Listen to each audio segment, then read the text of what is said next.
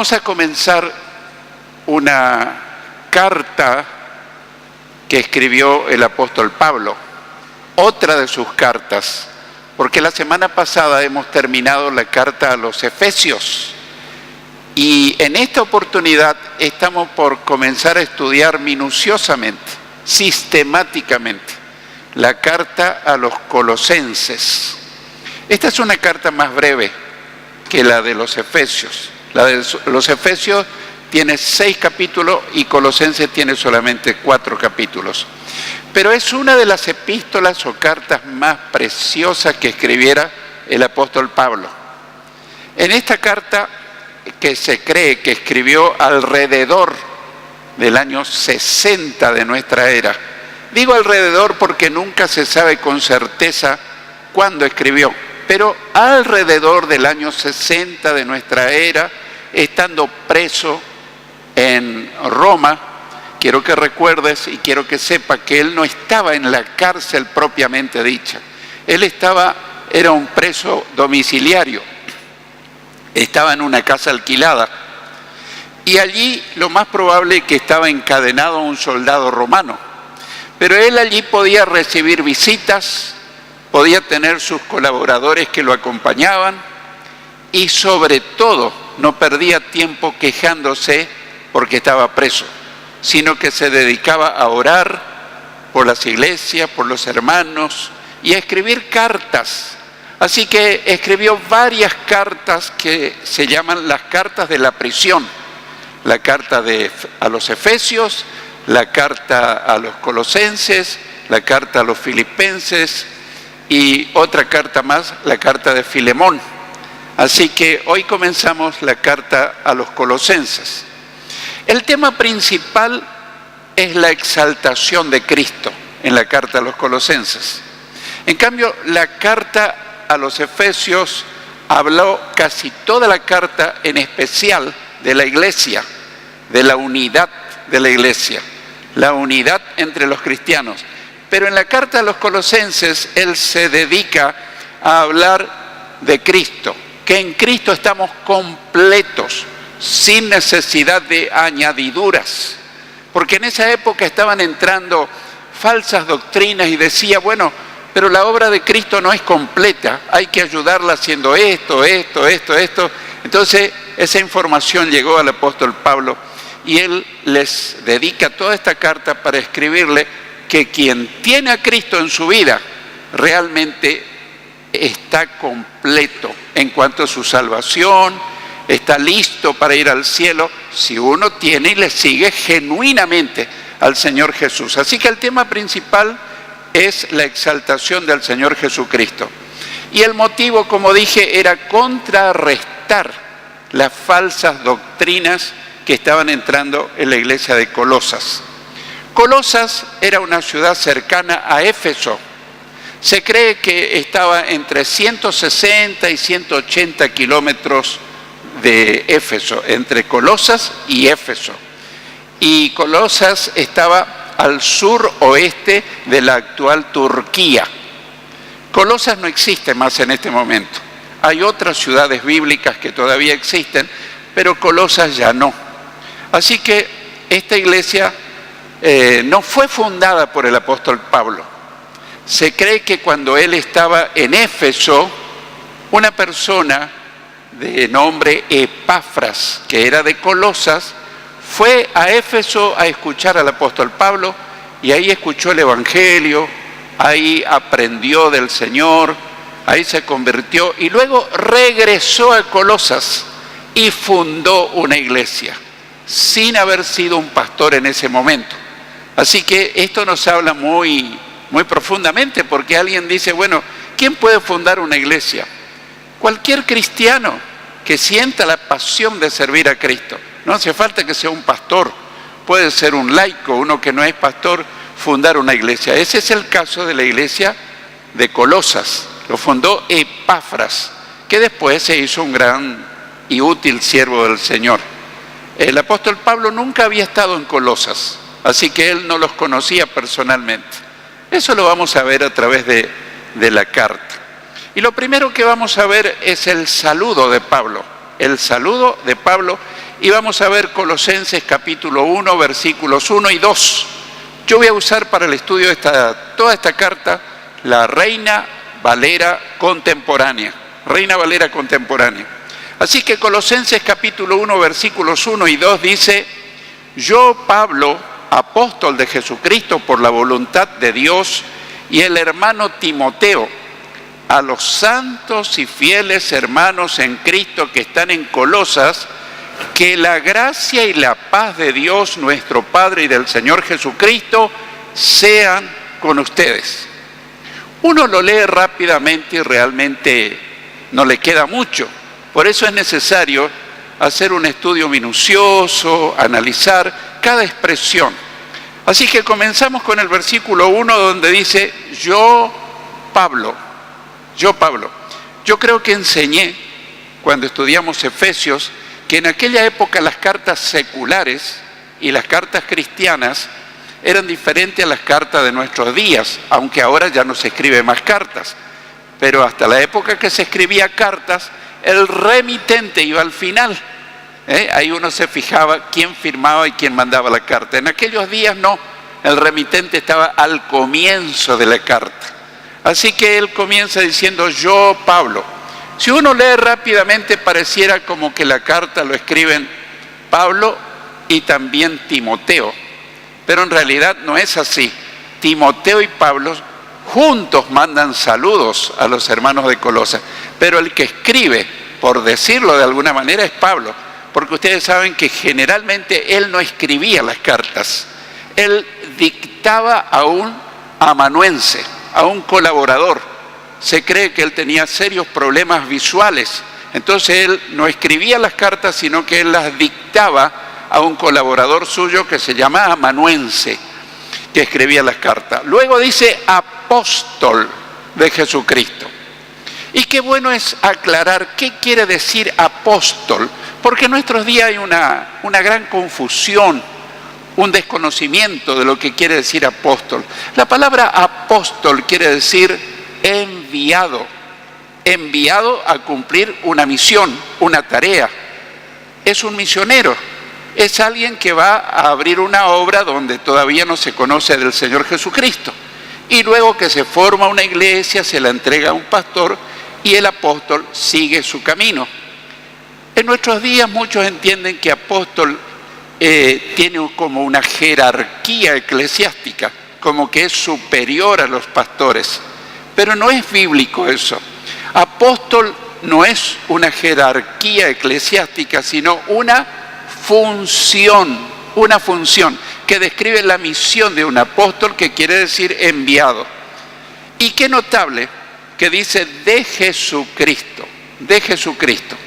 Aclaro esto porque también otra de las cosas que se dice en nuestros días es que para llegar a ser apóstol, esa persona tiene que haber reunido miles de creyentes en su iglesia y después puede ascender de pastor a apóstol. O tiene que haber pasado tantos años para llegar a la calificación de apóstol. Pero eso no es bíblico en absoluto. ¿Por qué? Porque el Señor Jesús a sus primeros discípulos, que no tenían iglesia, que no tenían discípulos, y sobrecomenzó el ministerio, ¿cómo los llamó? Apóstoles. ¿Por qué? Porque Él los enviaba. Apóstol quiere decir enviado. Así que dice de Jesucristo, no dice de tal iglesia. Era un servidor, un enviado de Jesucristo. Y por último dice el Señor, porque quiero yo recordarles también algo. ¿Qué condición había para ser apóstol? Bueno, cuando eligen al sucesor de Judas Iscariote después que él se ahorcó, había unas condiciones: haber conocido personalmente a Jesús, haber estado con Jesús, haber caminado con Jesús, haber tenido una relación personal durante el ministerio de Jesús. Entonces buscaron a aquellos que tenían el que iba a sustituir a Judas. Y entonces muchos cuestionaban el apostolado del apóstol Pablo, porque decía, él nunca estuvo con Jesús, él no lo conoció. Pero realmente el apóstol Pablo, camino a Damasco, tuvo un encuentro con Jesús. Jesús no estaba físicamente, pero se le apareció, le habló. Ustedes conocen ese encuentro, que camino a Damasco, Jesús se le aparece en el camino y le habla y le encomienda la tarea. Y especialmente una tarea dirigida a los gentiles, aunque él predicaba a todos, pero el apostolado de Pablo era generalmente dirigida a los no judíos, que son los gentiles. Entonces, como él era cuestionado por otros que dice superapóstoles, no los 12, sino otros que se infiltraban en la iglesia y que querían descalificarlo a Pablo, él llega a decir: y por último se me apareció a mí, que soy como un niño nacido fuera de tiempo. A decir verdad, yo soy el más pequeño de los apóstoles y no soy digno de ser llamado apóstol, porque perseguía la iglesia de Dios. Pero por la gracia de Dios soy lo que soy. Y su gracia para conmigo no ha sido en vano, pues he trabajado más que todos ellos, aunque no lo he hecho yo, sino la gracia de Dios que está conmigo. Los que toman nota, este pasaje está en 1 Corintios 15, 8 al 10. Así que él está defendiendo su apostolado. Así que aquellos que lo descalificaban por envidia, por celos, por otras cosas, él le dice: no, yo soy apóstol, nombrado directamente por el Señor Jesucristo. Por eso dice a continuación: por la voluntad de Dios.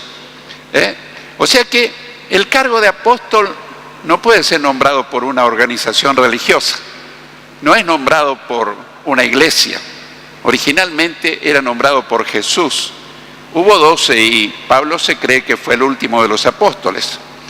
Y el hermano Timoteo, ahí aparece Timoteo, no como escritor de la carta, sino como enviando saludos a la iglesia de Colosas.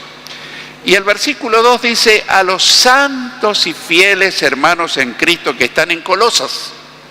Y nos detenemos en esa palabra santos, porque también en nuestros días hay un concepto muy equivocado acerca de lo que es ser santo.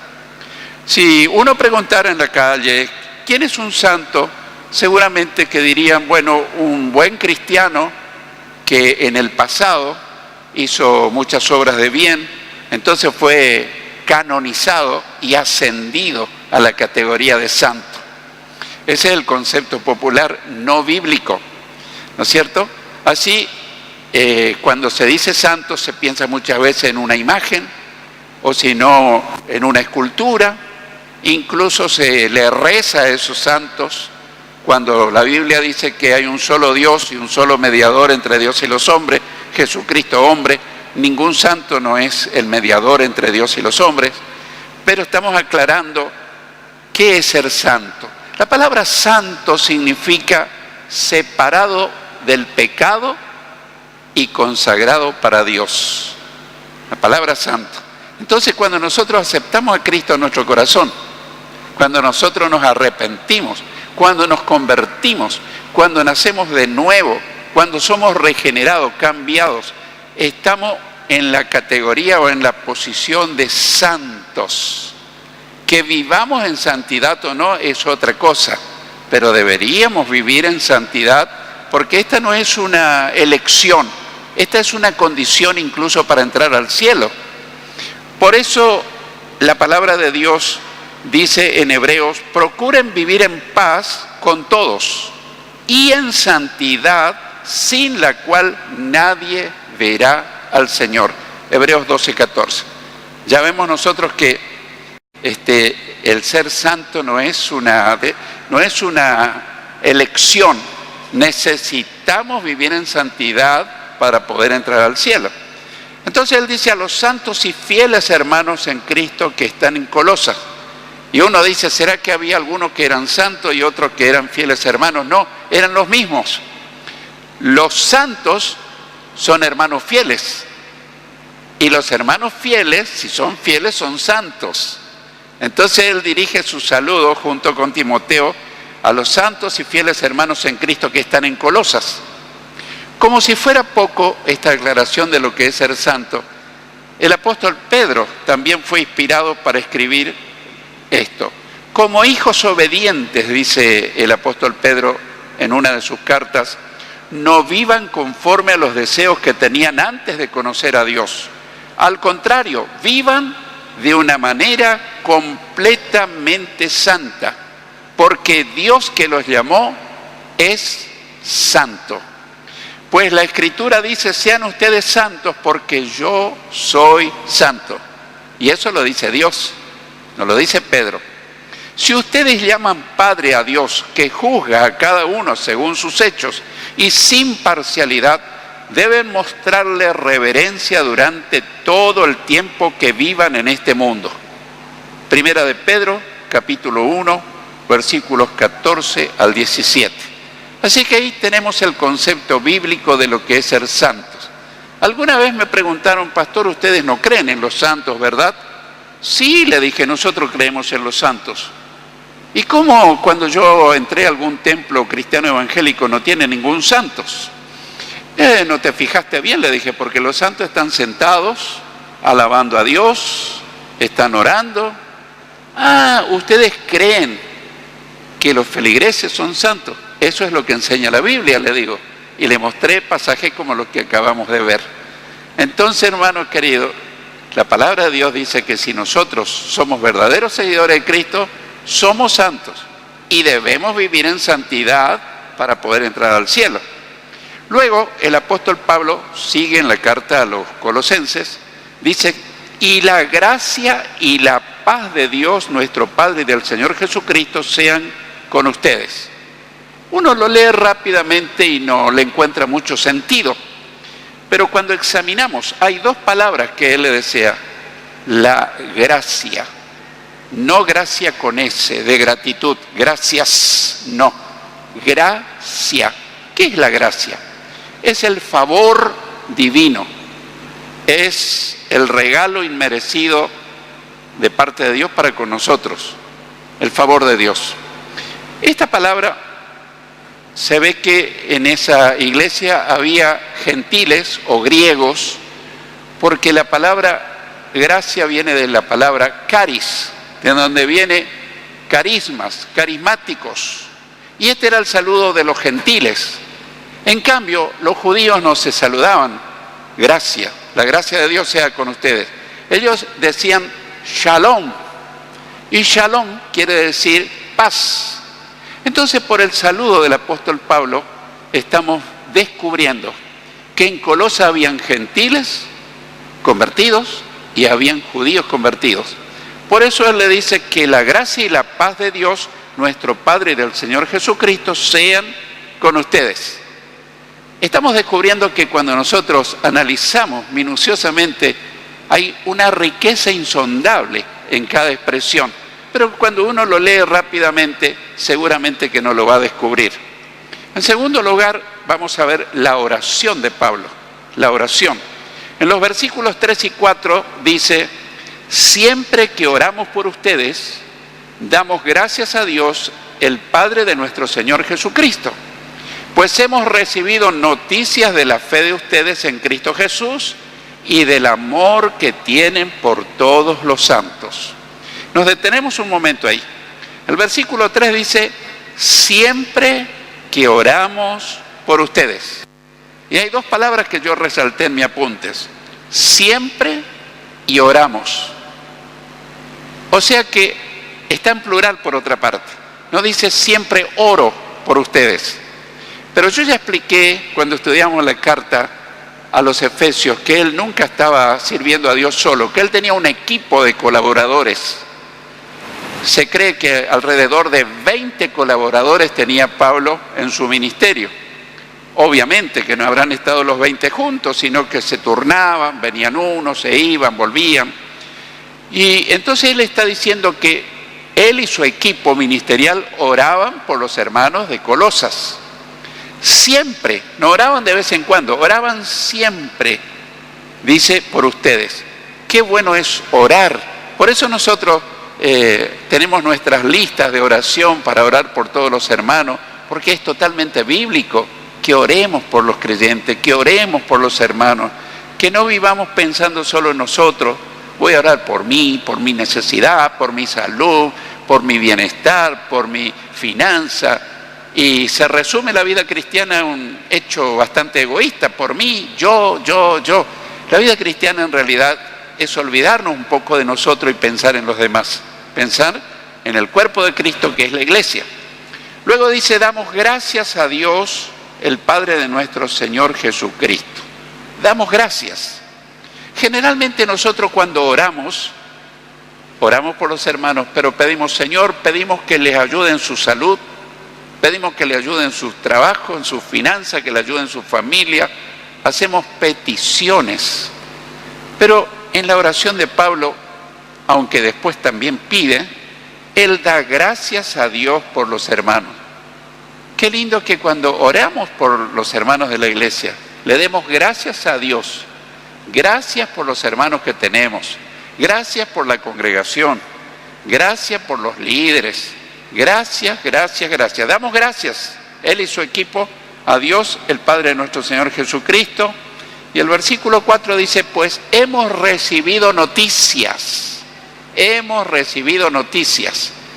Y las noticias en aquellos días no son como en nuestros días, veloces, por medios electrónicos, sino que el fundador de la iglesia de Colosas, es decir, Epafras, vino de Colosas a Roma y le trajo noticia de los hermanos.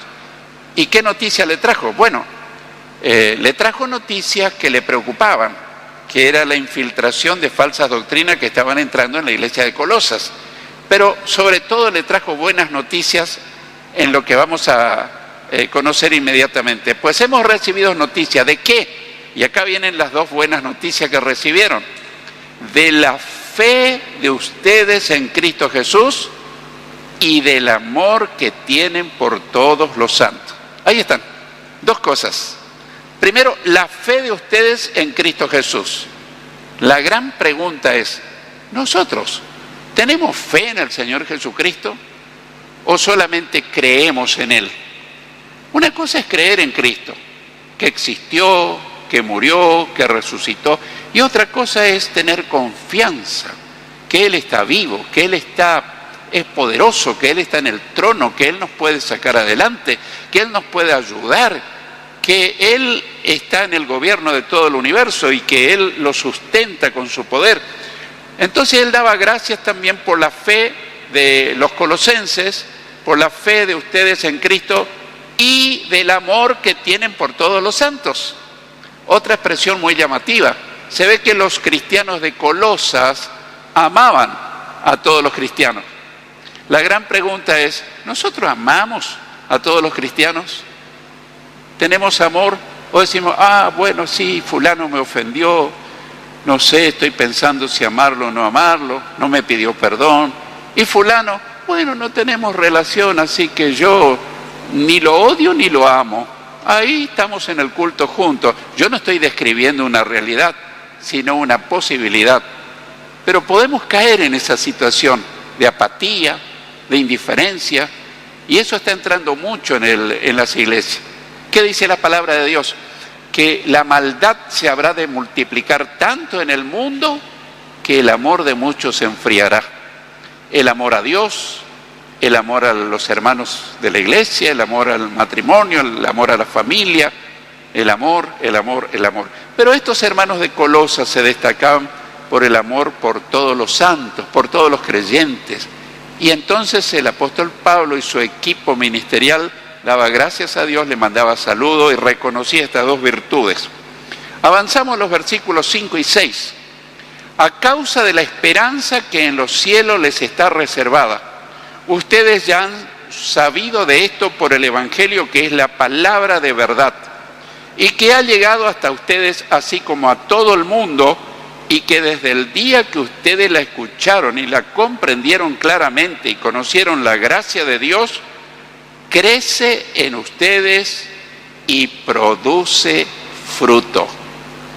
Nuevamente, puede ser que cuando lees en tu casa, lo lees, pero no sé si lo entendés en toda la profundidad que tiene cada expresión, cada versículo.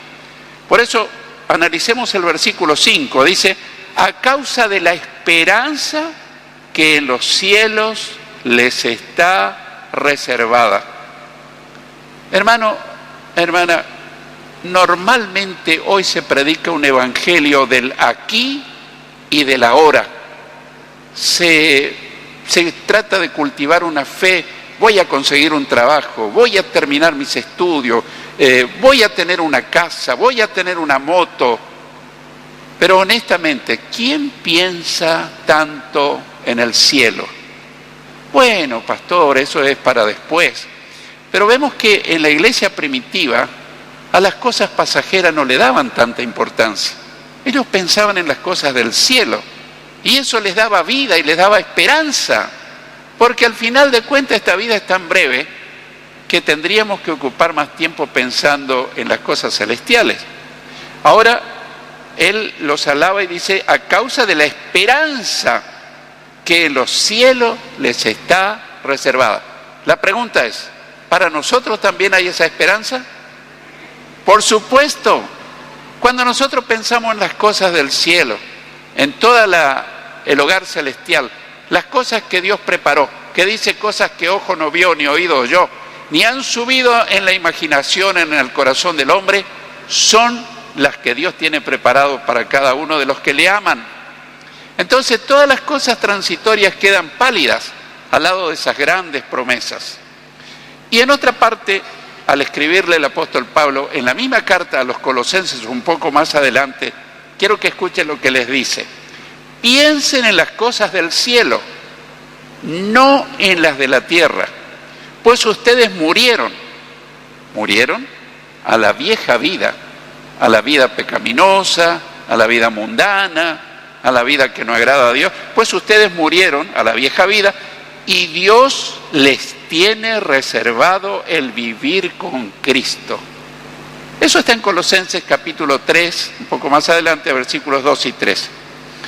Y en otra parte, o un poquito más adelante, dice, ustedes ya han sabido de esto por el Evangelio, que es la palabra de verdad. ¿Qué es eso de que el Evangelio y la palabra de verdad? Es lo mismo. El Evangelio es una palabra verdadera y la palabra verdadera es el Evangelio. Mucha gente no sabe lo que es el Evangelio. Piensan que es una religión, pero el Evangelio no es una religión.